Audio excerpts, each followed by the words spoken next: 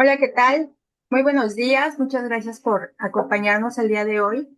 Estamos en el quinto seminario académico de ESMAESTRAS y este ciclo de seminarios nos gustaría recordarles que los hemos organizado en honor a los 20 años que cumple el estudio.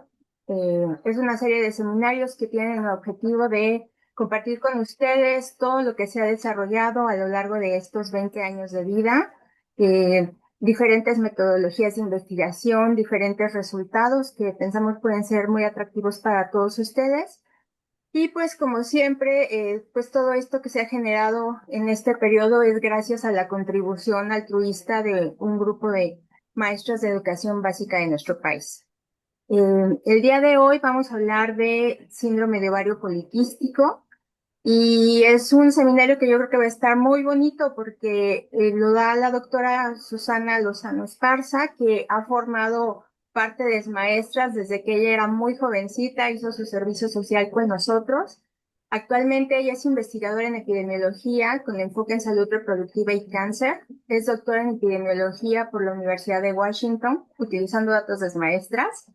Ella también es maestra en estadística aplicada por la Universidad Nacional Autónoma de México y es médica cirujana por el Instituto Tecnológico y de Estudios Superiores de Monterrey. Su trabajo se centra en el estudio de enfermedades reproductivas y hormonodependientes, utilizando grandes cortes poblacionales y métodos cualitativos y cuantitativos. Actualmente ella se encuentra realizando un postdoctorado en el Huffman Cancer Center de la Universidad de Utah y ahí ella se enfoca en la epidemiología del cáncer de ovario, de útero y de mama. Como siempre, antes de dejarle la palabra a Susi, si ustedes tienen preguntas, por favor, escríbanlas en los comentarios, en la sección de preguntas y respuestas o también en los comentarios del Facebook. Y vamos a hacer acopio de todos sus comentarios para pasarlos al final. Entonces, Susi, muchas gracias por estar con nosotros. Adelante, por favor. Muchas gracias, Laura.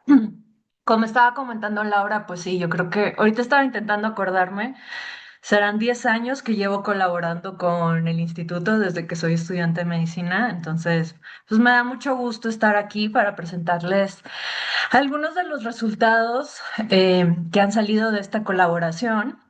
En específico, voy a platicarles de mi tema doctoral, que se enfoca en el síndrome ovario poliquístico en México, utilizando la corte de maestras. Eh, la idea central es platicar un poco de los objetivos que buscaban conectar tanto la epidemiología de la enfermedad como estudios de curso de vida y también las experiencias vividas por las participantes de maestras que tienen este diagnóstico. Entonces, para empezar muy brevemente, el síndrome ovario poliquístico, pues es un trastorno endocrino que típicamente se caracteriza por tres cosas: hiperandrogenismo, ovarios poliquísticos e irregularidades menstruales. Aunque clínicamente, ahorita como lo dije, parece que está muy bien delimitada, en realidad su presentación es muy heterogénea y hay diferentes criterios para determinar si alguien tiene SOP o no, y esto va a complicar tanto su medición como su atención clínica. ¿Y por qué esta enfermedad nos debe de importar? Bueno, es muy importante para la salud pública porque primero es una enfermedad muy común. Es la anomalía hormonal más común en mujeres de edades reproductivas y sus consecuencias no solo van en temas reproductivos, sino que sabemos que las mujeres que tienen síndrome ovario poliquístico pueden tener un mayor riesgo de enfermedades metabólicas y cardiovasculares. Y debido a todo este conjunto, no solo de sintomatología, pero de consecuencias, la carga económica para tratar a la enfermedad es alta. En un estudio en Estados Unidos se estimó que anualmente se gastan 8.000 millones de dólares en tratar tanto la sintomatología como sus consecuencias, ¿no? Sin embargo, a pesar de todas estas cosas que les he dicho, pues en realidad no ha recibido mucho financiamiento para hacer investigación. En un estudio compararon los fondos de NIH, the National Institute of Health, con enfermedades de impacto similar y descubrieron que en realidad SOP recibe muchísimo menor financiamiento que estas otras enfermedades. Ahora, cuando yo estaba pensando en la tesis, pues quería no solo publicar, digo, ya sé que nuestro objetivo principal como estudiantes de doctorado, pues es graduarte y publicar, ¿no? Pero yo también quería centrarlo de una manera que nos pudiera ayudar o que le ayudara a los tomadores de decisiones a crear políticas públicas en un futuro. Y aquí es cuando encuentro este marco teórico que describe cómo la investigación debe de traducirse en intervenciones escalables a través de cuatro muy sencillos pasos. Entonces me gustó porque estaba simple, pero también era una manera, a lo mejor muy simplificada, de cómo la investigación se va a políticas públicas, pero eso era lo que necesitaba, ¿no? Para centrar mi estudio. Entonces, básicamente lo que dice es, primero tienes que identificar el problema, luego los factores de riesgo y protección, después pensar en cómo se desarrollan y cómo evaluar estrategias de prevención y atención, y ya finalmente hacer todo el proceso de la implementación de políticas públicas, ¿no? Entonces, con esto en mente, primero nos quiero situar en qué sabemos del síndrome ovario poliquístico y qué no sabemos. Entonces, primero de prevalencia, pues como lo dije, sabemos que es algo muy frecuente. Sin embargo, sigue siendo difícil de estimar de forma comparable entre estudios y entre poblaciones. La mayoría de la literatura proviene de poblaciones de ascendencia europea. Y sabemos que las poblaciones latinoamericanas pueden tener un perfil de riesgo distinto a los de ascendencia europea, por lo que todavía hay una brecha importante en la población hispana. Y no solo la población hispana en conjunto, pero también la ubicación en la que se encuentran estas poblaciones. Por ejemplo, aquí del lado derecho tengo dos estudios. Uno, el de abajo, es en población mexicana que vive en México y el de arriba es en población mexicoamericana, es decir, población mexicana o de ascendencia mexicana que vive en Estados Unidos. Entonces, solo para mostrarles algo sencillo, índice de masa corporal, los dos estudios lo estimaron tanto en mujeres con SOP como sin SOP. Y en el estudio de abajo podemos ver que los rangos en realidad no hay mucha diferencia entre las mujeres con y sin el síndrome 28, 27, ¿no? Sin embargo, en el estudio de Estados Unidos, los primeros dos son mujeres con síndrome ovario poliquístico, 40 y 31, unas con resistencia a la insulina y las otras sin. Y el de hasta abajo son mujeres que no tienen ninguna alteración menstrual. Entonces podemos ver que incluso dentro de la población hispana hay diferencias y hay diferentes ni perfiles de riesgo. Esta revisión de la literatura también ilustra la poca información que hay en el área de Latinoamérica. Aquí hicieron pues, un conteo de todos los estudios de síndrome ovario poliquístico que hay en la región y aquí de todos estos solamente dos estimaron la prevalencia, uno en Brasil y uno en México y en realidad si vemos la N es muy pequeña y pues las diferencias por lo mismo también entre los dos estudios. Otra cosa es la etiología. El panorama también es complejo aquí. Sabemos que la inflamación crónica probablemente está implicada en el riesgo de desarrollar la enfermedad, pero todavía no entendemos muy bien cuándo empieza, por qué, porque algunas personas que tienen inflamación crónica en la niñez terminan en SOP y otras no. Y por eso la infancia y la adolescencia pues se proponen como ventanas importantes para investigar riesgo de desarrollar síndrome ovario poliquístico. Por el tiempo no voy a hablar mucho de las teorías, pero como quiera las quiero mencionar por si alguien está interesado en conocer un poco más esta relación de la inflamación y el síndrome ovario poliquístico. La primera es la teoría dogma, y la segunda es el síndrome de obesidad central postpuberal. Y lo que estas dos teorías intentan hacer es describir cuál es la relación entre la inflamación crónica en la niñez y adolescencia y el desarrollo del síndrome ovario poliquístico. Pero además del componente biológico, hay otra dimensión que rara vez se investiga y ese es el impacto psicosocial. Entonces podemos ver que el SOP no solo se manifiesta como alteraciones hormonales o metabólicas, pero también como experiencias corporales y emocionales. Eh, en estudios se ha visto que las mujeres con SOP presentan mayores tasas de depresión. Por ejemplo, aquí tengo un metaanálisis también mayores tasas de ansiedad, el mismo metaanálisis, pero ahora evaluando ansiedad y menor calidad de vida. Y esto es porque los síntomas muchas veces se asocian a como este concepto de qué es ser femenina en el mundo, o al menos como en el Western Civilization, ¿no? Entonces, los síntomas muchas veces van de la mano, los síntomas físicos o corporales van de la mano de síntomas mentales también. Con todo esto, mi propuesta fue conectar estas piezas junto con el marco teórico que hablamos al principio, y de ahí van a salir mis tres objetivos. El primero es estimar la prevalencia de SOP en México. El segundo es evaluar factores de riesgo modificables en la niñez y el riesgo de desarrollar síndrome ovario poliquístico.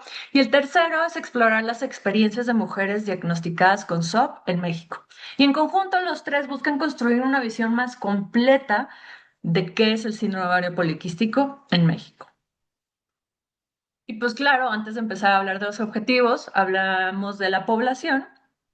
Utiliza la Corte de Maestras, que como sabemos es una de las cortes más grandes de América Latina, y algo que fue muy útil para mi estudio, pues es que tienen información detallada, no solo del estilo de vida eh, de la vida adulta, pero también tienen una información detallada de estilo de vida en la niñez, ¿no?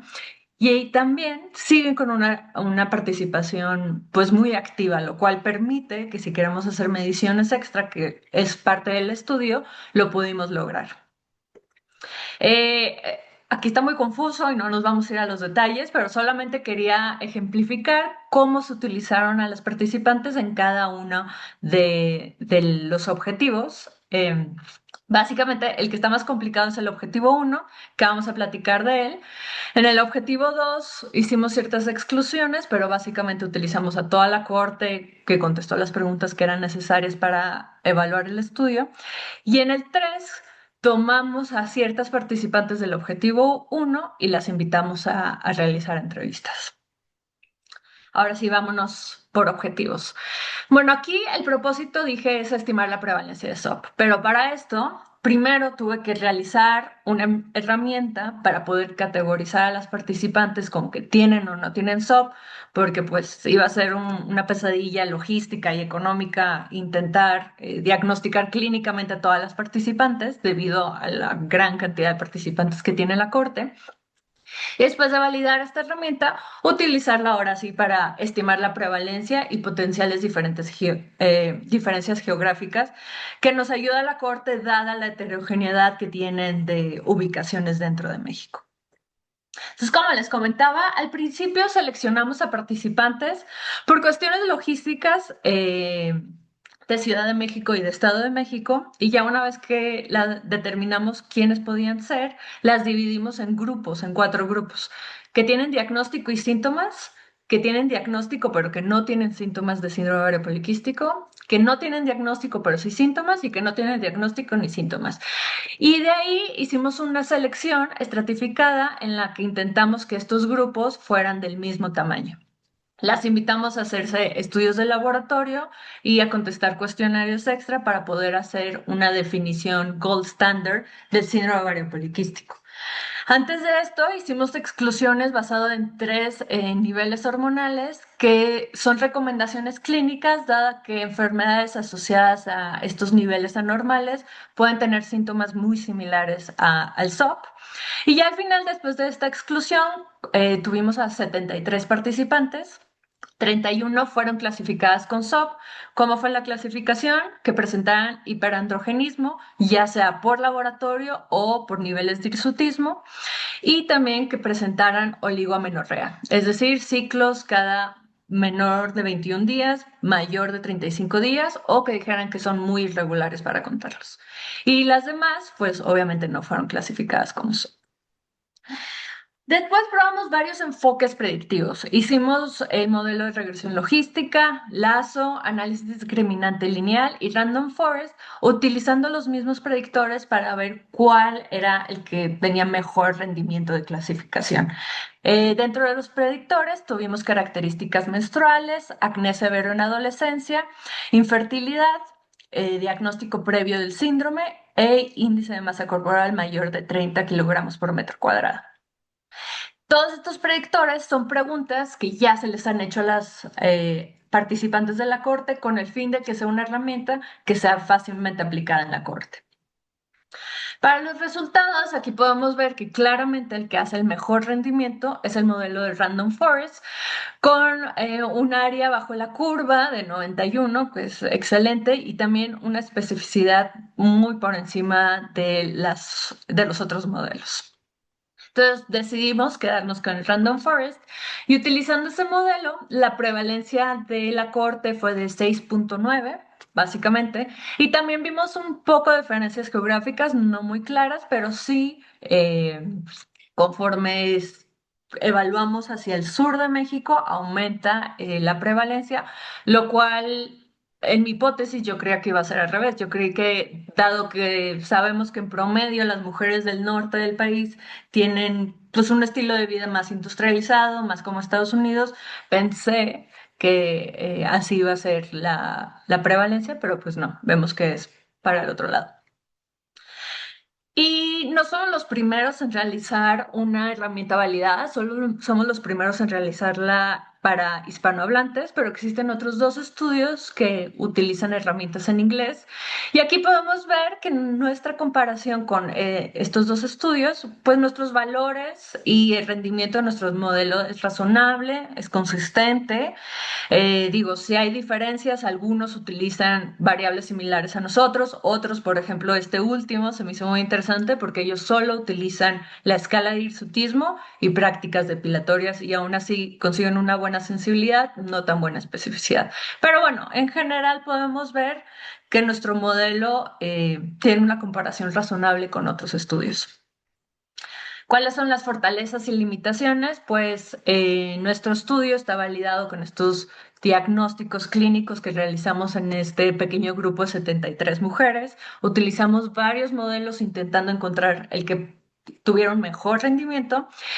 Y algo muy importante es que nuestra muestra viene de una corte poblacional. Estos otros herramientas que les enseñé muchas veces obtienen sus poblaciones de personas que van a hospitales, personas que van a clínicas de fertilidad, por lo que puede ahí haber un sesgo. Sin embargo, nosotros fue algo completamente aleatorio de la cohorte de maestras. Sin embargo, tenemos limitaciones. Nuestro tamaño muestral es pequeño, las otras tenían 100, nosotros 73. Ustedes evalúen qué tanta diferencia podría hacer eso, pero aún así hay que decirlo que sí, somos el que tiene un tamaño muestral más pequeño. Otra cosa es que la mayoría de las mujeres teníamos una exclusión de que tenían que ser menores de 50, pero la mayoría estaban entre los 40 y los 50, lo cual hace el diagnóstico de SOP más difícil debido a que los niveles hormonales ya no son tan confiables como en mujeres entre los 20 y los 30. Los predictores claves también fueron autorreportados, es decir, todas esas preguntas que les dije que estaban en los cuestionarios, pues obviamente eh, son autorreportados. Ese era el objetivo de la herramienta. Sin embargo, también puede haber ahí un error de medición. Y también excluimos a todas las usuarias que consumían anticonceptivos orales. ¿Por qué? Porque nuestras mediciones son hormonales, por lo cual no queríamos que consumieran este tipo de medicamentos. Sin embargo, pues ahí puede haber un sesgo porque las mujeres que tienen sintomatología más fuerte o más clara del síndrome ovario poliquístico puede ser que consuman en mayor cantidad de anticonceptivos orales o con mayor probabilidad, ¿no? Entonces puede ser que ahí estemos excluyendo a algunas mujeres con síndrome ovario poliquístico.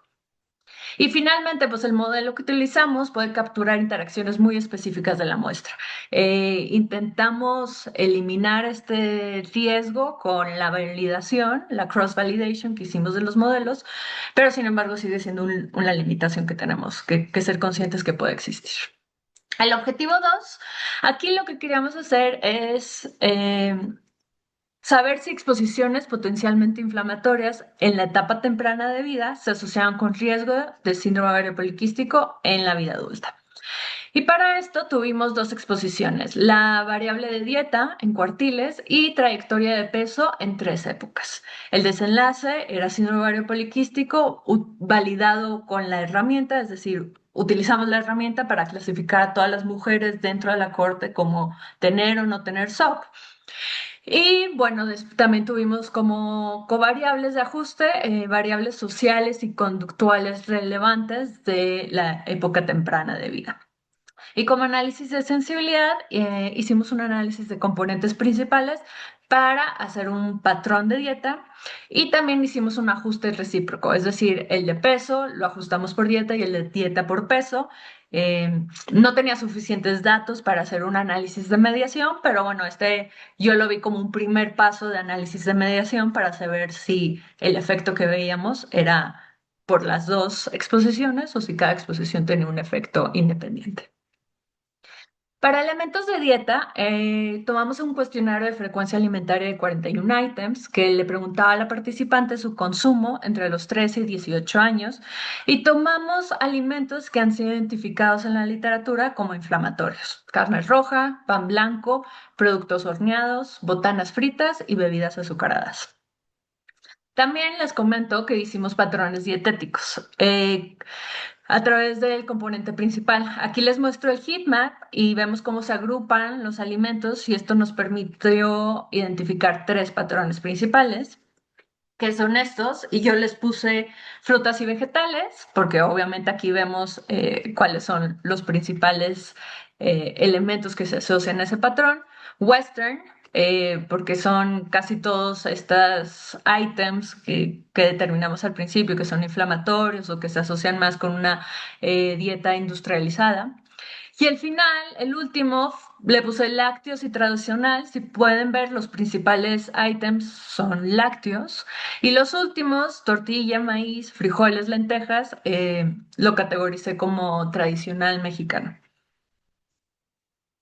Luego, para la segunda exposición, trayectorias de peso, les preguntamos a los participantes su somatotipo en tres épocas distintas: premenarca, 2 años posmenarca y entre los 18 y 20 años.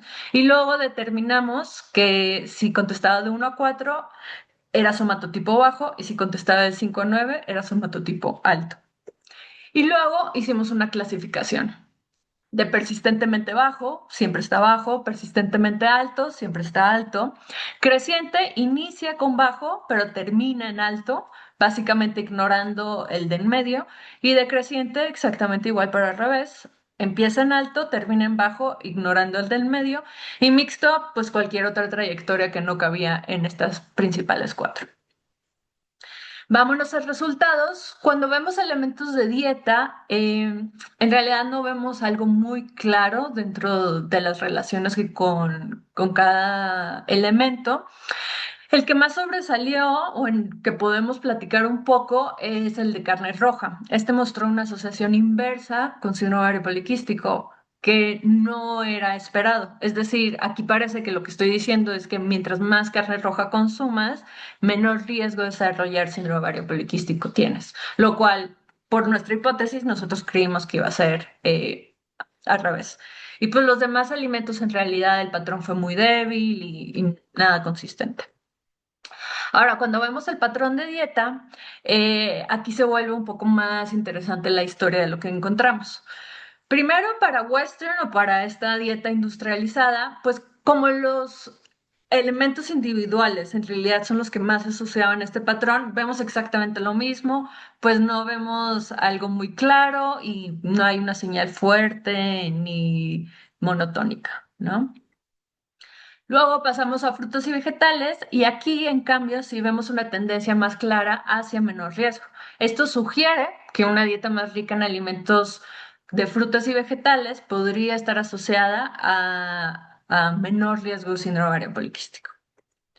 Y para mí lo que fue más interesante fue que el patrón de lácteos y tradicional mostró una asociación positiva con síndrome ovario poliquístico, es decir, parecería que mientras más se consume este tipo de patrón, eh, hay un mayor riesgo de desarrollar síndrome ovario poliquístico. En trayectorias de peso, el resultado fue más contundente. En comparación con la trayectoria de persistentemente bajo, vemos que tanto el patrón creciente como el persistentemente alto se asocia con un mayor riesgo de síndrome ovario poliquístico, y el patrón de decreciente y mixto en realidad no muestra ninguna diferencia. ¿Cuáles son las fortalezas y limitaciones? Bueno, la fortaleza es que tenemos una corte grande, heterogénea. El desenlace se definió utilizando la herramienta validada que presentamos en el objetivo 1. La adiposidad se midió con somatotipos, que cuando se ha visto, cuando le pides a alguien que recuerda en el tiempo, tiene menor probabilidad de riesgo de medición, digo, de error de medición, que si le dices cuál era su peso. Y finalmente ajustamos por factores sociales y conductuales de la vida temprana. Sin embargo, también tenemos limitaciones. A pesar de que utilizamos una herramienta validada, pues al final estamos categorizando y siempre va a haber error en las herramientas cuando no hacemos un diagnóstico clínico claro. Las exposiciones fueron recordadas, por lo que puede haber ahí un error de medición al recordar en el tiempo. También algo muy importante de las limitaciones es que el cuestionario de alimentos pues, no era suficientemente amplio como para hacer un ajuste por la ingesta total calórica. Entonces, pues sabemos que esta es una gran limitación del estudio. Y al final también yo quería estratificar por fenotipos de síndrome ovario poliquístico. ¿Qué es esto? Últimamente en la literatura se está hablando más de que el síndrome ovario poliquístico no tiene solo un fenotipo que sabemos que es resistencia a la insulina, mayor riesgo metabólico, sino que existen diferentes, dado que no todas las mujeres van a desarrollar resistencia a la insulina o diabetes alguna vez en su vida. Entonces están estratificando por fenotipos y creo que para este estudio hubiera sido muy bueno poder tener esta clasificación. Sin embargo, dada nuestra herramienta, pues no lo podíamos hacer. Necesitamos un diagnóstico clínico para poder hacer los fenotipos. Y finalmente, para el objetivo 3, lo que queríamos lograr era ya no solo enfocarnos en estimar frecuencias o riesgo, pero ahora entender cómo las mujeres en México interpretan y viven y le dan significado a su enfermedad, incluyendo cuál es su relación con el sistema de salud y cuál es su relación con su identidad y sus relaciones familiares y laborales, ¿no? Nuestro enfoque fue básicamente un análisis temático guiado por Brown y Clark. Aquí les pongo cuáles son las fases que ellos sugieren para hacer un análisis temático. Pero también ahí metimos otro tipo de cosas porque para nosotros la codificación fue tanto deductiva como inductiva, es decir, teníamos algunos elementos que queríamos investigar y ya por lo mismo teníamos como un libro de códigos ya realizado desde antes de empezar las entrevistas. Sin embargo, conforme avanzaron las entrevistas, nos dimos el tiempo de poder modificar este libro de códigos y también el libro se desarrolló iterativamente con retroalimentación de expertos. Entonces no fue algo fijo, sino que fue algo cambiante a través de la investigación. Y finalmente, yo que fui la que hizo las entrevistas y fui la principal analista, pues mantuve memos reflexivos en donde documentaba mis decisiones, mis interpretaciones, intentando pues ser más consciente de mi posicionalidad, ¿no? Definitivamente, gracias a que comparto el lenguaje y la cultura, pues ahí había una facilidad de rapport. Sin embargo, también hay que mantenernos conscientes de cuáles son, pues, qué cosas asumimos y qué cosas pueden afectar la posicionalidad que tenemos como investigadores. El estudio también se enfocó principalmente o se construyó principalmente con el marco teórico de construcción social de la enfermedad. Y gracias a este marco teórico que nos dice que la enfermedad no es solo biológica, sino que está moldeada por diferentes elementos de la sociedad, tanto médicos como sociales, como de la cultura, como de la sociedad civil, fue que hice pequeña imagen para estar conscientes de todas las cosas que pueden afectar las experiencias de vida de mujeres con síndrome ovario poliquístico. También utilizamos conceptos claves del estigma, en donde entendemos el estigma como algo que surge cuando ciertos atributos son visibles o son marcados por la sociedad y que estos atributos pues van a tener visibilidad porque son juzgados y también expectativas por parte de la sociedad hacia la persona que tiene estos atributos. Y pues este proceso de estigma va a moldear cómo la persona crea una identidad social. Y también este marco nos ayuda a situar el estigma no solo como un proceso fijo, más bien no solo como algo fijo, sino como un proceso, ¿no? Hay tanto la estigmatización, pero también existe cómo la persona recibe la estigmatización y cómo maneja este estigma. Y esto va a dar una sociedad, una identidad social como una identidad personal. Y finalmente, nos basamos en las narrativas de la enfermedad. Esta teoría lo que dice es que las personas con enfermedades utilizan estrategias narrativas para darle sentido a su enfermedad y para poder afrontar las realidades y hacer negociaciones con su cuerpo. Después del estudio, concluimos que existían cuatro grandes temas dentro de las entrevistas: las experiencias corporizadas, los encuentros con el sistema de salud, el afrontamiento y adaptación de la enfermedad y la construcción de significado. Entonces voy a hablar de cada uno de los resultados dentro de este tema. Aquí las participantes describieron cómo la enfermedad transformó la manera en que habitaban sus cuerpos. Hablaron mucho de síntomas visibles como el peso y el vello corporal que causaban angustias emocionales. Todo lo que vean como en dorado son elementos directos, quotes directas de las entrevistas. Y algo que me sorprendió mucho fue también que había mucha preocupación del tema de fertilidad y que eso intensificaba el sentimiento de no ser adecuada o no encajar con la sociedad o no tener valor como mujer dentro de la sociedad. Dentro de los encuentros con el sistema de salud, también vimos muy marcado en las entrevistas que los diagnósticos, las mujeres cuando buscaban diagnósticos se sentían minimizadas, que las consultas eran superficiales o incluso que el personal de salud hacía juicios morales sobre ellas debido a su enfermedad.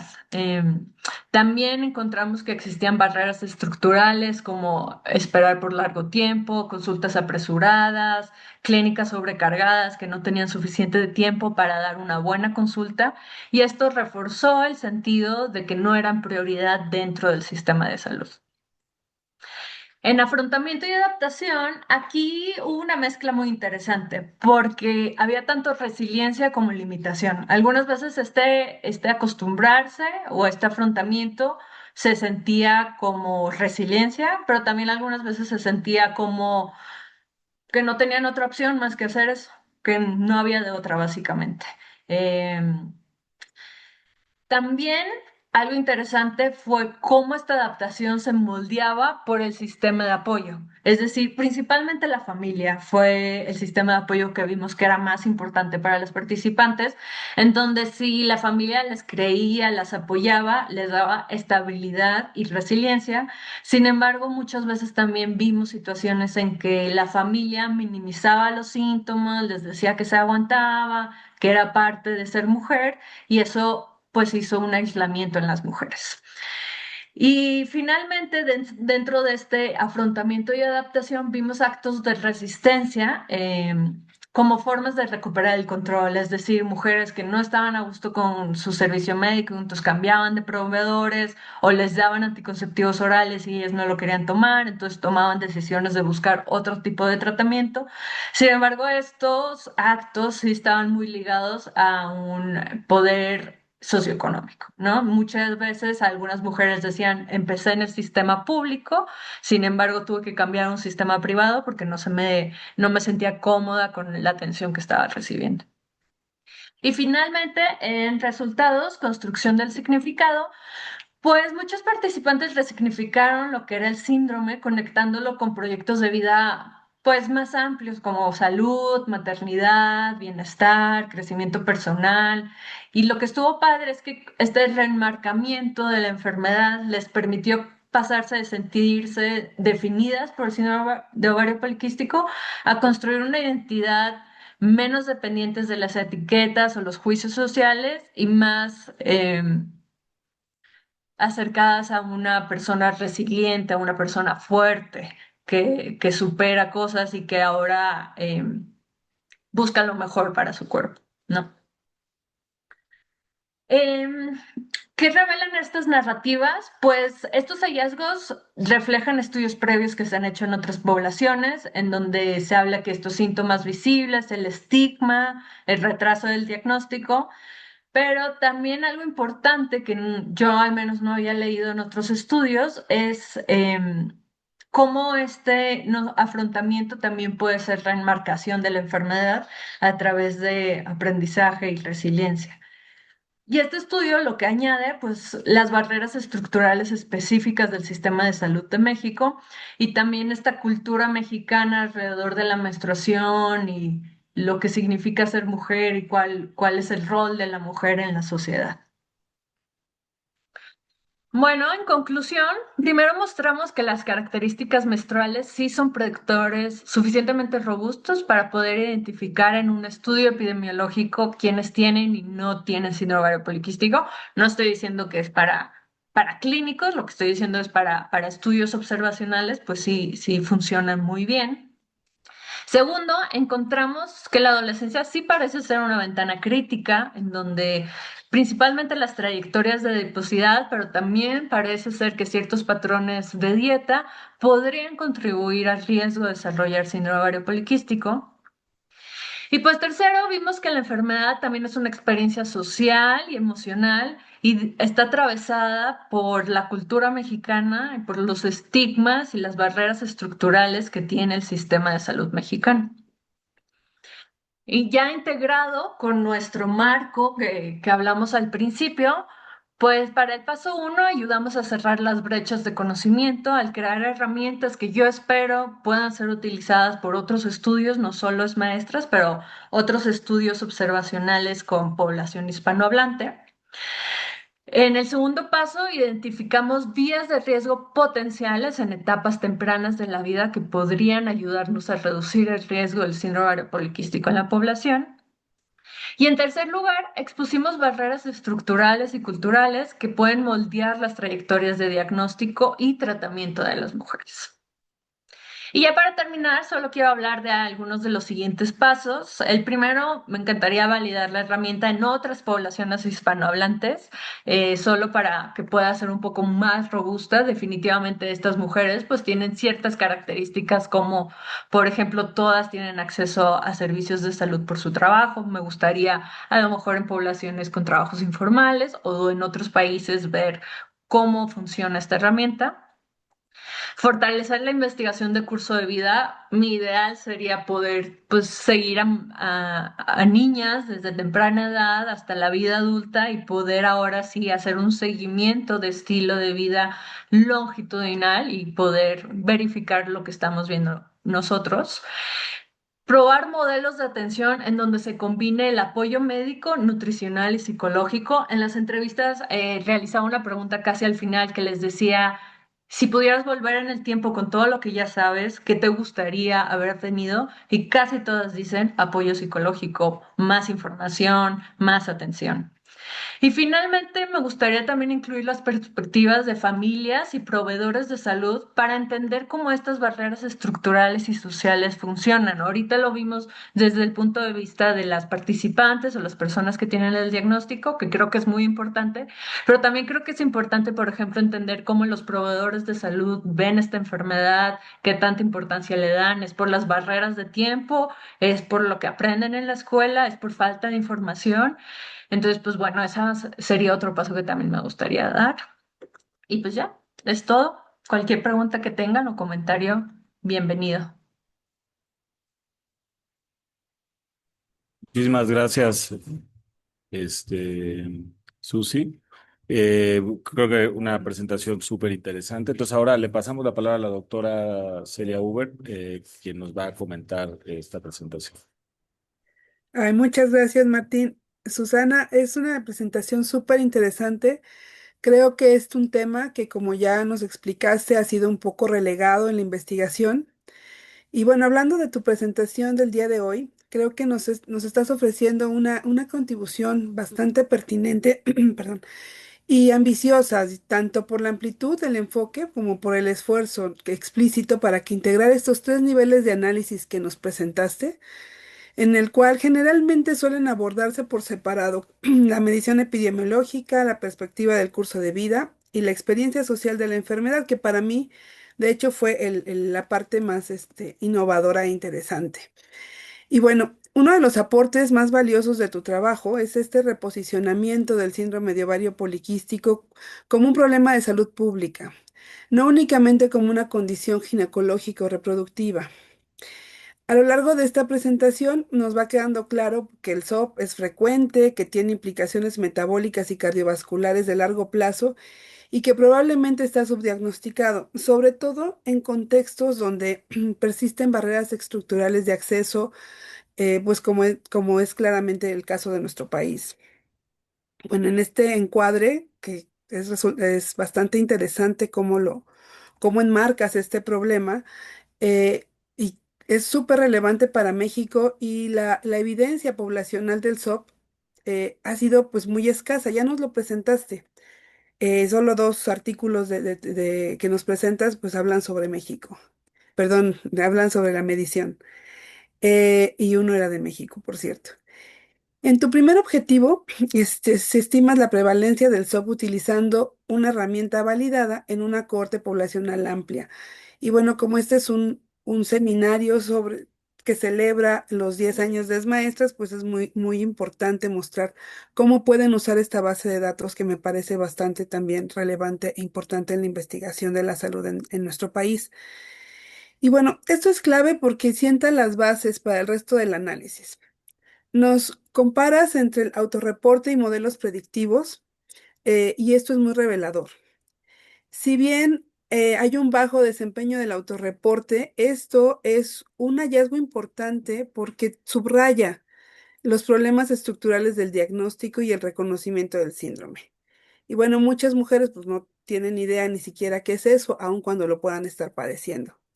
En este sentido, tu estudio aporta evidencia que ayuda a explicar por qué las estimaciones basadas únicamente en diagnósticos previos, pues van a subestimar o suelen subestimar la magnitud del problema. Y bueno, tu modelo de Random Forest tiene un muy buen rendimiento, muestra mucho potencial y bueno, tú eres muy cuidadosa al señalar también las limitaciones que tiene este modelo, ¿no? Hablas de los riesgos de sobreajuste, las limitaciones del tamaño de muestra, lo cual hace que esto sea un análisis claro que está muy consciente de las posibles limitaciones de lo que presentas. Y bueno, en tu segundo objetivo es donde introduces el marco conceptual, que también es una muy buena contribución, que es el enfoque del curso de vida. Al centrar la atención en exposiciones tempranas, como patrones dietéticos y trayectorias de adiposidad durante la adolescencia, pues el análisis se va alineando con teorías contemporáneas sobre programación metabólica e inflamación crónica.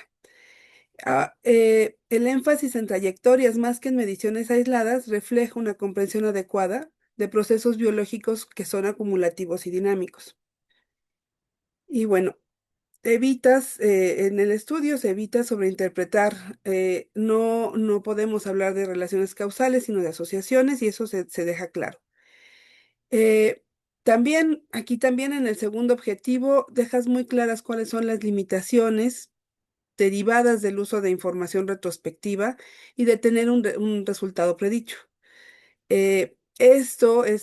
Mostrar claramente tus limitaciones, pero también tus fortalezas, pues nos hace ver que es un análisis creíble, es un análisis que posiciona hallazgos con evidencia, que genera hipótesis especialmente útiles para generar estrategias de prevención temprana. O sea, tú lo que nos estás dando es lo que te podemos estar advirtiendo desde edades tempranas para ayudar a las mujeres que tengan este tipo de padecimiento. Y pues finalmente el tercer objetivo, que es el de carácter cualitativo, es para mí uno de los elementos más distintivos de tu trabajo. Explorar estas narrativas de mujeres diagnosticadas con SOP. Desplazas la mirada del qué hacia el cómo lo viven estas mujeres, cómo interpretan ellas mismas su condición y bueno, finalmente cómo ellas van transformando su propio entendimiento de este padecimiento al estarlo viviendo y bueno, nos muestras narrativas de que el SOP no se experimenta solo como un problema médico. sino como una vivencia que es atravesada por normas de género, estigma corporal, relaciones de poder, dentro de un sistema de salud que, como ya mencionamos, pues tiene muchas barreras y deficiencias que estas mujeres enfrentan. En este componente, el estigma aparece como un proceso central que va moldeando trayectorias diagnósticas, interacciones clínicas y cómo se perciben las mujeres a sí mismas. Y bueno, la evidencia cualitativa nos permite contextualizar los hallazgos cuantitativos sobre el subdiagnóstico y retraso en la atención, y vamos viendo cómo la minimización clínica, las barreras estructurales y el silencio cultural alrededor de la menstruación van contribuyendo a estas dinámicas. Al mismo tiempo, pues, el análisis reconoce la agencia de las mujeres, que como tú ya dijiste, es algo que es muy relevante, hay que resaltar este hallazgo que tienes, donde ves que las mujeres renegocian, resignifican el lugar del SOP en sus vidas cotidianas. Incluso, bueno, tuve el gusto de ya leer esta parte de tu análisis y creo que incluso se siente que en algunos casos ellas se empoderan y entienden cómo manejar mejor sus vidas a pesar de esta condición. Y bueno, aspecto especialmente sólido de tu trabajo es que estos tres objetivos no los dejas aislados. Este marco conceptual que eliges, permite articularlos de una manera muy coherente, mostrando cómo la medición epidemiológica, las exposiciones tempranas y las experiencias vividas se informan mutuamente. Entonces, yo creo que eso es lo que fortalece mucho más todo tu trabajo. Y así el SOP es una condición que es simultáneamente biológica y social, como nos lo explicabas al principio, y esto requiere de enfoques multidisciplinarios. Y bueno, sí, dejas algunas preguntas en el tintero, como por ejemplo, cómo vamos a incorporar datos longitudinales que nos permitan fortalecer la inferencia causal, y así como cómo vamos a traducir estos hallazgos en modelos de atención integral, pero estos deben ser sensibles al género y al contexto cultural. También por ahí hablabas de involucrar a otros actores para seguir comprendiendo cómo va funcionando este padecimiento, lo cual me parece que ayudaría mucho a expandir y mejorar nuestro entendimiento de esta condición. Pues ya para cerrar la presentación, no solo nos aporta datos empíricos, nos contribuye a reencuadrar el SOP como un problema que demanda respuestas más amplias desde la investigación, la práctica clínica y, por supuesto, la política pública.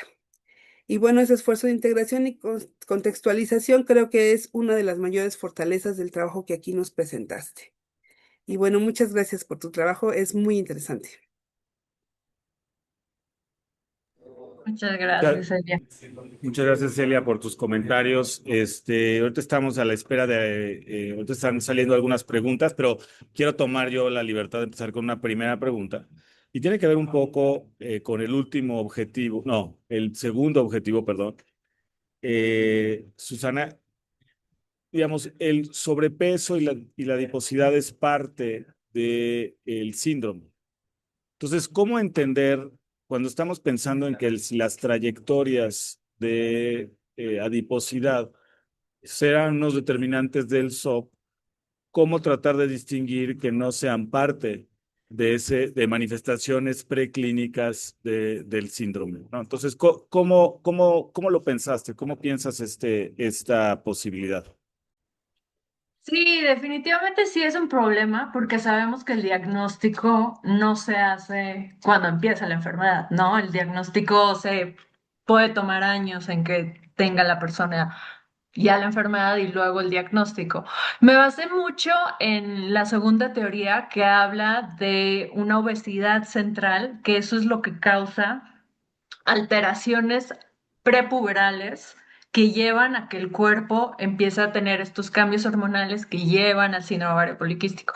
Definitivamente me hubiera gustado tener información antes, o sea, antes de porque tenemos premenarca, 2 años, posmenarca, 18, 20 años. Lo mejor hubiera sido tener datos, pues, de épocas anteriores de la niñez, ¿no?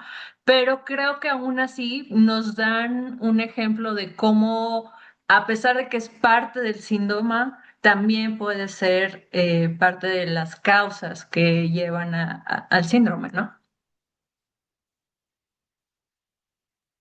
Gracias. Aquí tenemos una pregunta. Si nos puedes un poquito hablar más de lo que es o sea, el Random Forest. Una de las preguntas del público es un poco, digamos, es un modelo de predicción, ¿no? Es un método para generar una predicción y donde pues se muestra un desempeño mejor que la forma habitual en la que hacemos. Entonces, si puedes un poquito hablar de cuáles son las ventajas de esta metodología y también preguntarte si no te sorprende que haya sido, porque normalmente cuando tratamos de evaluar algo, pues como que utilizamos diferentes métodos y vemos la consistencia entre ellos. Entonces, en realidad, cuando vemos uno muy diferente, pues uno podría hasta argumentar, ah, no, pues esto me hace pensar que es inestable. Ahora, claramente es un método distinto. Entonces, si nos puedes, digamos, defender el hecho de que te sientes cómoda teniendo, digamos, un resultado en el Random Forest tan diferente a los otros resultados. Sí, sí, definitivamente el Random Forest sí es particular porque la gente dice es una caja negra y no entiendes muy bien lo que está pasando ahí, ¿no?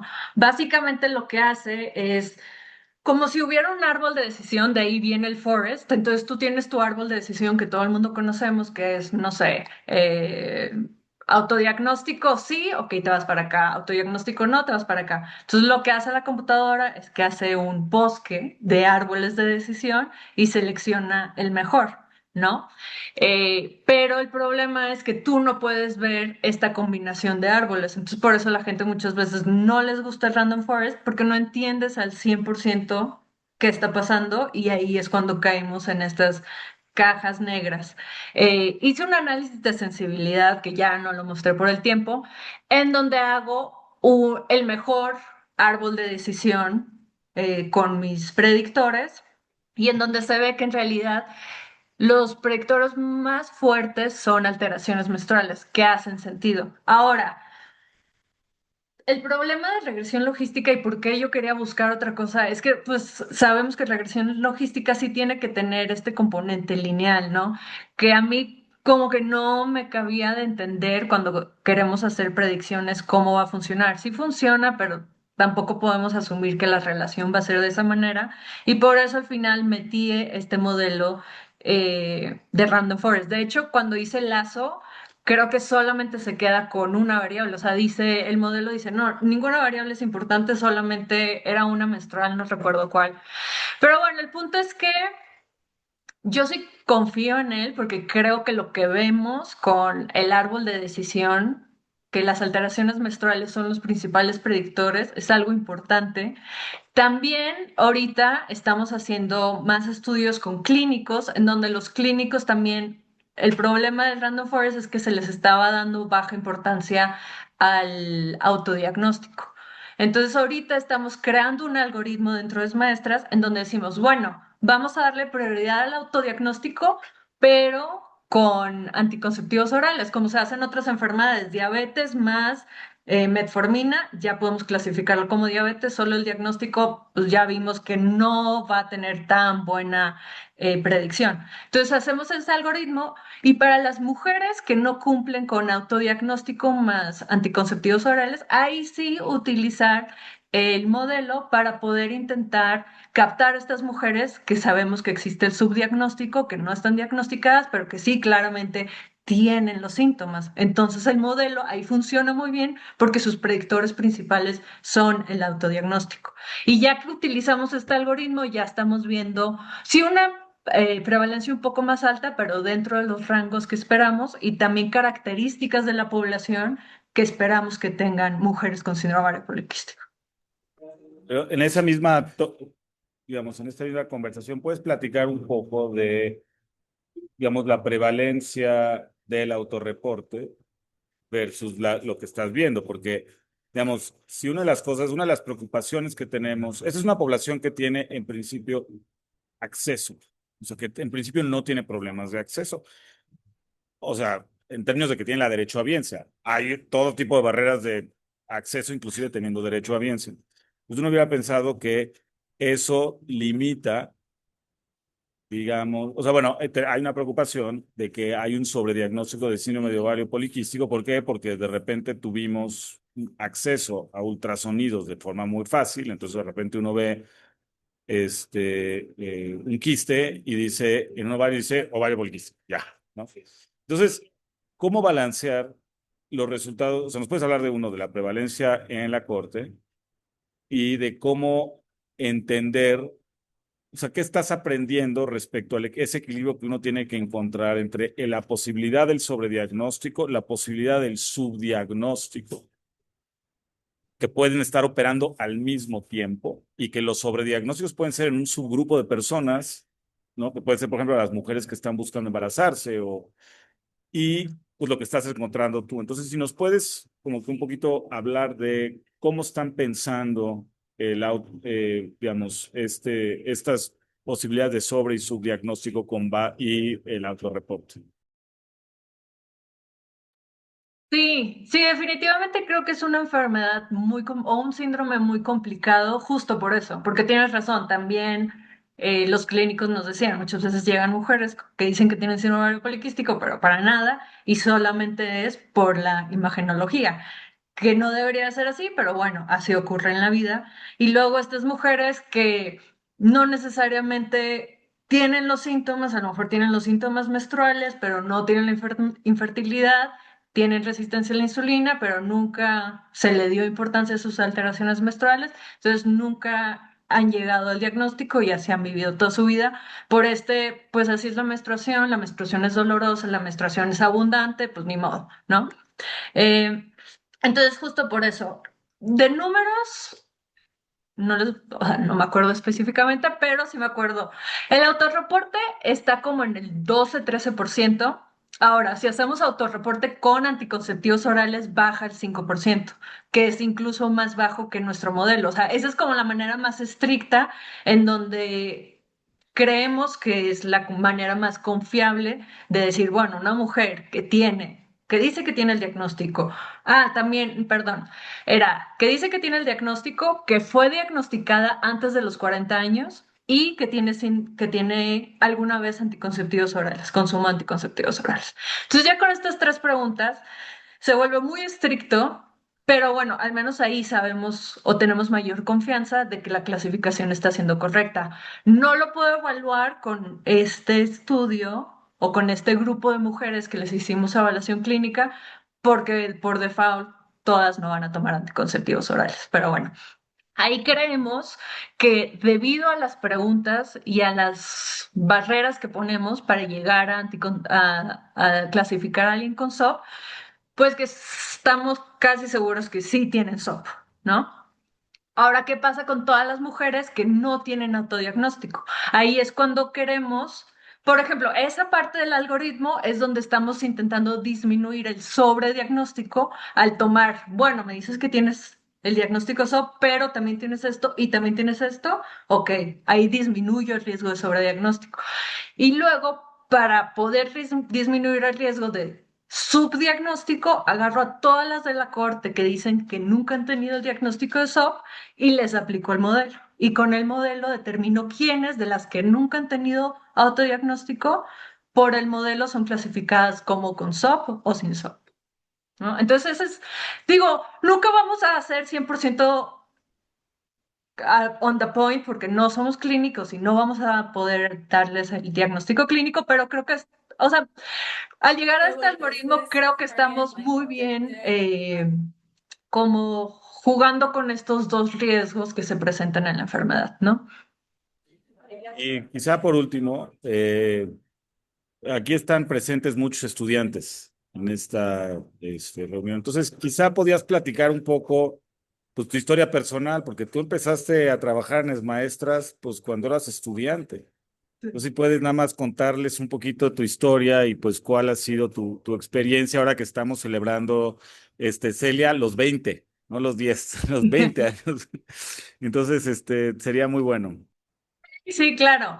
Como les decía al principio, pues yo llegué a Maestras siendo estudiante de medicina. Cuando yo estaba en los últimos años de medicina, Yo pensaba que iba a ser investigación clínica oncológica, esa era mi idea. Conocí ahí a una profesora de cáncer de mama que había colaborado con Martín y con Esmaestras, y ella fue la que me dijo, bueno, ¿por qué no te pongo en contacto con Martín para que tengas un poco de experiencia en investigación? Es epidemiología, no es tanto eh, investigación clínica, pero bueno, puedes tener experiencia en investigación. Y ahí fue cuando conocí epidemiología, empecé a trabajar así como, pues en mis ratos libres como estudiante, me gustó mucho, entonces les propuse si podía hacer mi servicio social en investigación con ellos, me quedé un año en Esmaestras haciendo mi servicio social, ya estaba segura que quería hacer epidemiología, ya no iba a hacer nada de clínica, nada de residencias y ni nada, me fui por ese camino. Entonces me quedé trabajando con Martín y Esmaestras, no recuerdo si 2 años, y mientras tanto fue cuando pues mis bases, la verdad, pues estadísticas y de matemáticas no eran las mejores porque pues en medicina no se le da tanta importancia lamentablemente, o al menos en mi programa no se le daba tanta importancia a que los médicos en realidad entendieran qué es la epidemiología y la estadística. Entonces ahí fue cuando hice la especialización en estadística aplicada, como por las tardes, mientras trabajaba con Esmaestras. Y luego ya, pues la verdad, dentro de Esmaestras se me brindaron muchas oportunidades de colaborar con investigadores, tanto mexicanos como internacionales. Me ayudaron a lograr una estancia de investigación en Harvard, donde trabajé con la doctora Tamimi en temas de cáncer de mama. Y pues ya al final apliqué al doctorado, que ellos también me ayudaron. O sea, la verdad, obviamente sí, me siento orgullosa de mis logros, pero también siento que sí es un área o llegué a un equipo donde se apoya mucho a los estudiantes, especialmente si saben que quieren ser investigadores en el futuro, ¿no? Entonces, pues como pueden ver, o sea, desde que soy estudiante de medicina, colaboro en las maestras, que incluso ya yo estaba haciendo mi doctorado allá y quise seguir colaborando con las maestras y por eso hice mi tesis al final con la población de maestras, ¿no? Y esperamos, seguirás, Y esperamos. buscaremos los caminos de la vida que te regresen a Esmaestras, esperemos de alguna forma, pues eso, logremos que regreses a Esmaestras y que ayudes a potenciar este gran estudio. Pues muchísimas gracias a todo mundo, muchas gracias a todas las personas que participaron. Nos quedamos con algunas preguntas, pero desafortunadamente ya se nos fue el tiempo. Y bueno, pues hay forma de comunicarse con la doctora Lozano. Para aquellas personas que tienen esas preguntas finales, nada más creía que era importante subrayar su participación en más de ese tiempo. Y bueno, pues muchas gracias a todos por esta participación. Les voy avisando que el 24 y 25 de junio vamos a tener un evento presencial en el Instituto Nacional de Salud Pública de celebración de los 20 años de Maestras, donde también haremos una reflexión más amplia sobre la importancia de las cortes en investigación en nuestro país. Entonces, muchísimas gracias a todo el mundo y bueno, pues que tengan unas buenas días de descanso, los que lo pueden tomar y nos vemos pronto. Gracias. Ay, muchas gracias. Gracias.